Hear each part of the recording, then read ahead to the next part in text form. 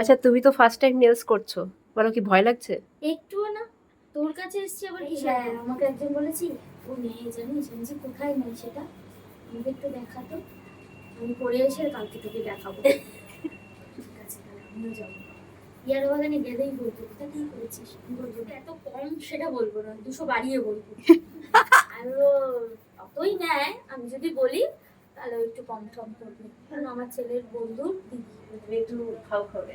ও বাবা, যেখানে দেখবো যে একটু ভাও খাওয়ার জায়গা আছে সেখানে কেন খাবো না? আচ্ছা, পুজো গন্ডার দিনে মানুষের রাস্তায় ভিড় হবে, তো ফাঁকা করে দেবে? ওর বাবা কি প্রাইম মিনিস্টার যে ফাঁকা করে দেবে যে আমার বৌমা আসছে যাও?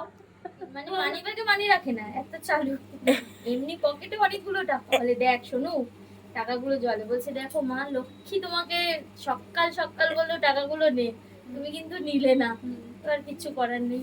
আমি তাহলে লক্ষ্মী যখন বললো তাহলে 500 টাকা দাও, আমি বিকালে নেলস করতে যাবো।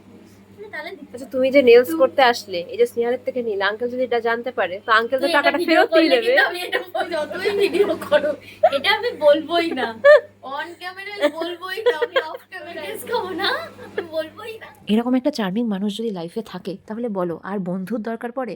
পুজোর সময় আন্টি আমার থেকে নেলস করিয়েছিল, এটা পুজোর সময়ের একটা কাজ। Sorry for late edit and late upload. সবাই ফলো রেখো Aria's make over and Aria's nail extension house. Thank you.